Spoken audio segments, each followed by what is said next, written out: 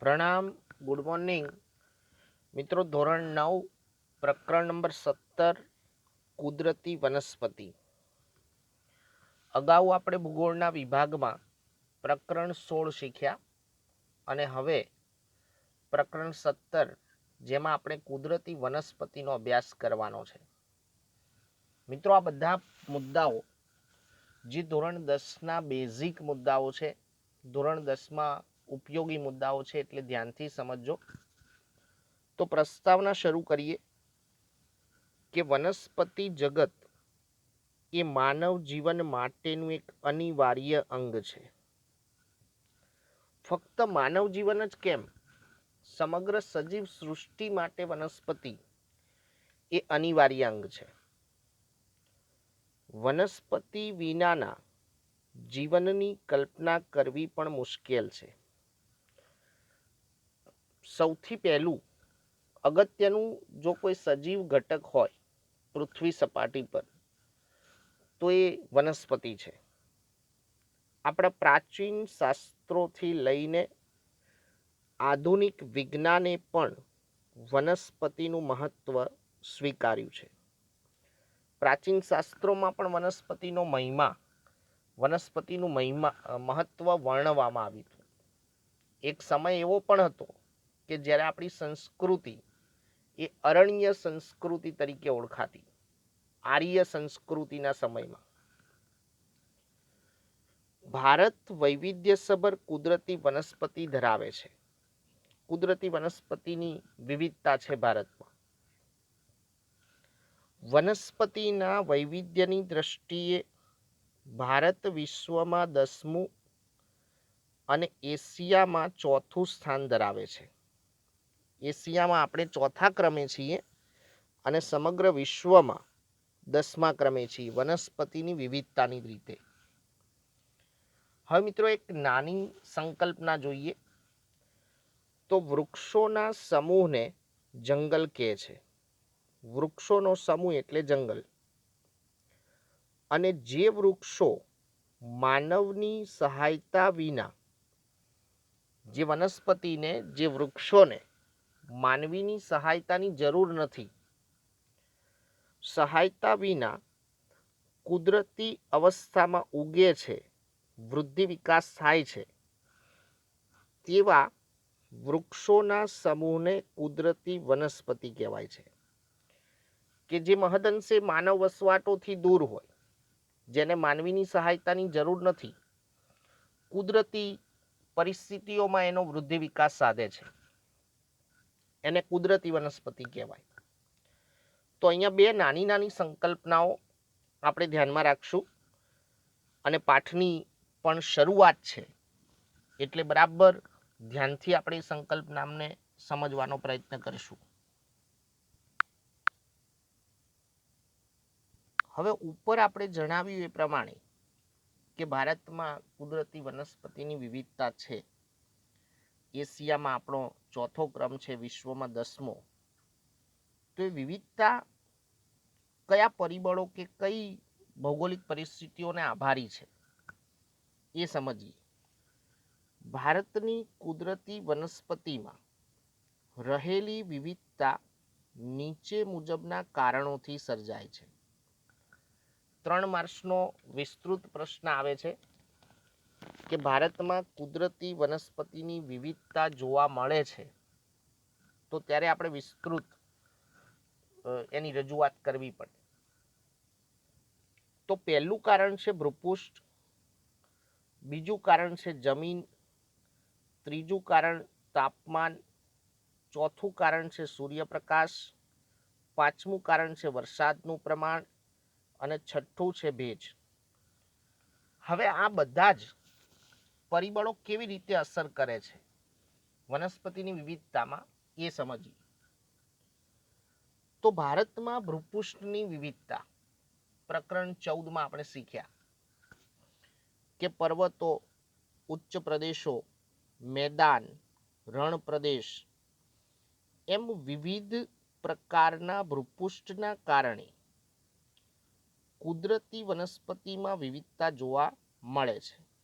ભારતમાં ભૂપૃષ્ઠની વિવિધતા છે એટલે કુદરતી વનસ્પતિમાં વિવિધતા જોવા મળે. વિવિધ પ્રકારની જમીન આવેલી છે. જમીનોના પ્રકાર વિશે પણ આપણે અગાઉ શીખ્યા છીએ. જેમ કે કાંપની, કાળી, પહાડી, રણ પ્રકારની જમીન. જો ભૂપૃષ્ઠની વિવિધતા હોય તો જમીનોનું પણ વૈવિધ્ય હોય. આમ જમીનમાં રહેલી વિવિધતા એ પણ વનસ્પતિ જીવનમાં વૈવિધ્ય લાવે છે. બીજું જવાબદાર કારણ. હવે તાપમાન ધ્યાનમાં લઈએ તો ભારતમાં હિમાલયના ઠંડા પ્રદેશોમાં તેમજ દક્ષિણ ભારતના દ્વીપકલ્પીય વિસ્તારોમાં તાપમાન અને ભેજમાં રહેલો તફાવત પણ કુદરતી વનસ્પતિમાં વિવિધતા લાવે છે. હજી હમણાં જ આપણે 16મા પ્રકરણમાં શીખ્યા કે દક્ષિણ ભારત ઉષ્ણકટિબંધ અને ઉત્તર ભારત સમશીતોષ્ણ કટિબંધ. સમ અને વિષમ પરિસ્થિતિ. દક્ષિણ ભારતમાં સમ આબોહવા હોય અને ઉત્તર ભારતમાં વિષમ આબોહવા હોય. વર્ષ દરમિયાનનું તાપમાન બંને પ્રદેશોમાં અલગ અલગ છે. ભેજની સ્થિતિ જુદી છે. એટલે વનસ્પતિમાં પણ વિવિધતા હોય. કોઈ પણ પ્રદેશમાં મળતો સૂર્યપ્રકાશ તે પ્રદેશના અક્ષાંશ અને સમુદ્રથી તેની ઊંચાઈ પર આધાર રાખે છે. સૂર્યપ્રકાશની સ્થિતિ એ અક્ષાંશ અને સમુદ્રથી ઊંચાઈ એ બે પરિબળો અસર કરે છે. વધુ વરસાદ, વધુ સૂર્યપ્રકાશ મેળવતા પ્રદેશોમાં વનસ્પતિનો ઝડપથી વિકાસ થાય છે. સૂર્યપ્રકાશ અને વરસાદની વાત છે. આમ સૂર્યપ્રકાશને કારણે પણ વનસ્પતિમાં વિવિધતા જોવા મળે. ભારતમાં વરસાદનું વિતરણ અસમાન છે. પ્રકરણ 16માં આપણે શીખ્યા. તેના કારણે પણ વનસ્પતિમાં વિવિધતા જોવા મળે છે.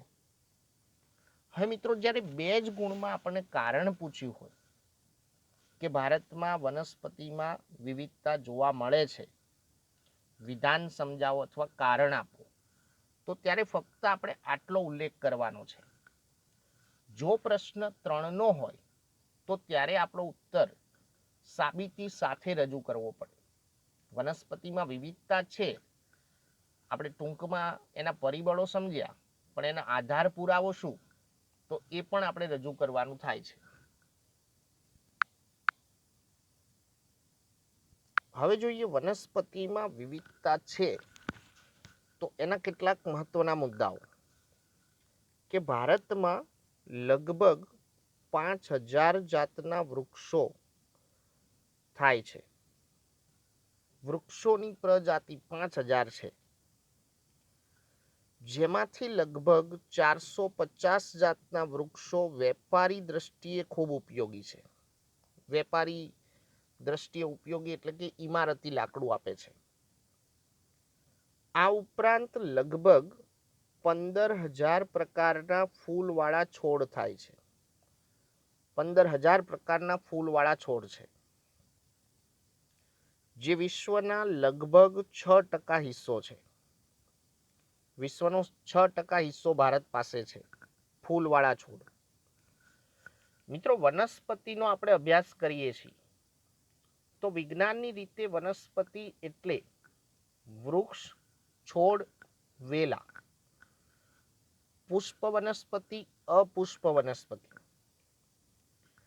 જેમ કે અપુષ્પ વનસ્પતિ જેવી કે હંસરાજ, ફર્ન, શેવાળ, કુંજાઈ વગેરે પણ આપણા દેશમાં થાય છે. એ પ્રજાતિઓ પણ છે. ભારત પ્રાચીન સમયથી ઔષધીય ઉપયોગિતા ધરાવતી વનસ્પતિ માટે પણ પ્રખ્યાત છે. ઔષધીય વનસ્પતિઓ એ માટે પણ ભારત જગ પ્રસિદ્ધ છે.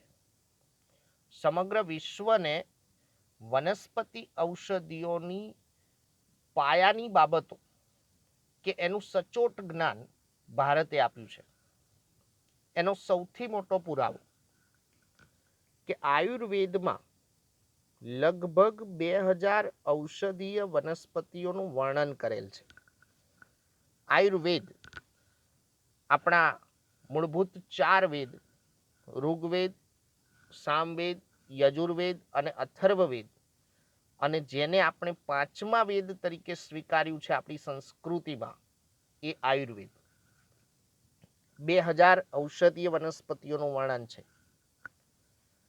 આમ કહી શકાય કે ભારત વૈવિધ્યસભર કુદરતી વનસ્પતિ ધરાવે છે. અહીંયા 3 ગુણનો વિસ્તૃત પ્રશ્ન પૂર્ણ થાય જો આ સાબિતીઓ કે પુરાવાઓ સાથે આપણે રજૂ કરીએ તો. હવે મિત્રો, કુદરતી વનસ્પતિના પ્રકારો. પ્રસ્તાવના જોઈએ પહેલા, એની સંકલ્પના સમજવી પડશે. તો કોઈ પણ વનસ્પતિનું અસ્તિત્વ અને વિકાસ એ ત્યાંની આબોહવા પર આધારિત હોય છે. ઉપર જે આપણે પરિબળો સમજ્યા એ પ્રમાણે સૂર્યપ્રકાશ, તાપમાન, ભેજ, વરસાદની સ્થિતિ. સમાન આબોહવા ધરાવતા પ્રદેશોમાં જો આબોહવા એકરૂપ હોય, આબોહવા સમાન હોય, તો સામાન્યતઃ સમાન વનસ્પતિ જોવા મળે. For example Gujarat. તો ગુજરાતના સમગ્ર ભૌગોલિક પ્રદેશમાં આબોહવાની સ્થિતિ એકરૂપ હોય, સમાન હોય. એટલે આવા પર્યાવરણીય સામ્યતા ધરાવતા પ્રદેશને કે પ્રદેશના સમૂહ જૂથને, આવી પર્યાવરણીય સામ્યતા ધરાવતું કોઈ જૂથ કે પર્યાવરણીય સામ્યતા ધરાવતો કોઈ પ્રદેશ, તેને કુદરતી વનસ્પતિના પ્રદેશો કહેવાય છે. એક આખું જૂથ, કોઈ ભૌગોલિક પ્રદેશ. હવે ઊંચાઈ, જમીન, વરસાદ, તાપમાનની વિવિધતા, એના આધારે આપણે ભારતના ભૌગોલિક પ્રદેશોને કુદરતી વનસ્પતિના આધારે 5 ભાગમાં વહેંચી શકાય. કુદરતી વનસ્પતિને સમજવા તો એ 5 ભાગ અહીંયા આપણે ખાલી અહીંયા નામ ઉલ્લેખ કરીએ છીએ. પહેલા, ઉષ્ણકટિબંધીય વરસાદી જંગલો, ઉષ્ણકટિબંધીય ખરાઉ જંગલ. ત્રીજું છે ઉષ્ણકટિબંધીય કાંટાળા જંગલો. ચોથા નંબરે છે સમશીતોષ્ણ કટિબંધીય જંગલો અને ઘાસના મેદાનો.